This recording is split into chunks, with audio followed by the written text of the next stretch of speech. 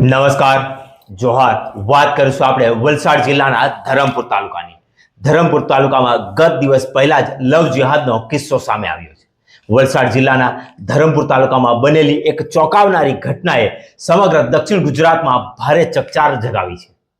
આદિવાસી સમાજની સગીર વયની યુવતીને એક યુવક દ્વારા ભગાડી જવાનો કિસ્સો અને ઘટના સામે આવી છે.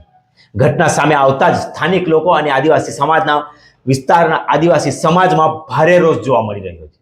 સાંસદ ધવલ પટેલ અને અન્ય રાજકીય પક્ષ અને આદિવાસી હિતરક્ષક હોવાનો દાવો કરતા નેતાઓ પર પણ સાંસદ ધવલ પટેલે પ્રહાર કર્યા હતા.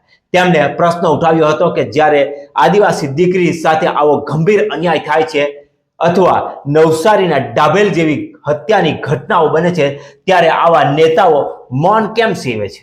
ધરમપુરની અંદર એકદમ જ ચિંતાજનક અને એકદમ વિચારવા જેવી ઘટના ધરમપુરની અંદર બની છે, જેમાં વિધર્મી યુવક આદિવાસી સમાજની જે નાબાલિગ યુવતી છે એમને ફોર્સફુલી જબરદસ્તી ભગાડી ગયો છે. એવી ચિંતાજનક ઘટના અને અપરાધ ધરમપુરમાં થયો. એની જાણ થતાં તરત જ અમે અમારા વલસાડ પોલીસના એસપી સાહેબ સાથે સતત સંકલનમાં છે. અમારા ધરમપુરના ધારાસભ્ય પણ સંકલનમાં છે અને જિલ્લા પ્રમુખ પણ સતત સંકલનમાં છે.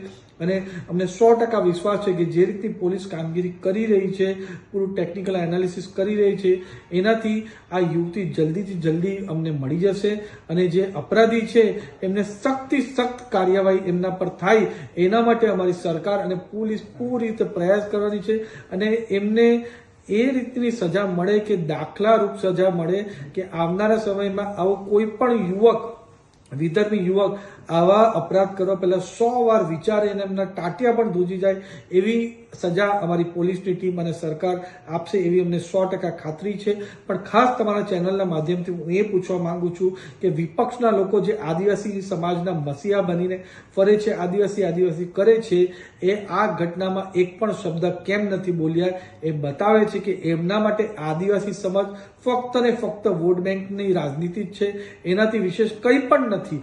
આ જ રીતે દાભેલમાં પણ જ્યારે અમારા આદિવાસી યુવકની વિધર્મી યુવકે હત્યા કરી દીધી કારણ કે એમને ગૌ હત્યા કરવા માટે ઇનકાર કર્યો, ત્યારે પણ આ બધા વિપક્ષના લોકો 15 દિવસ લગીને ત્યાં ગયા નહીં હતા.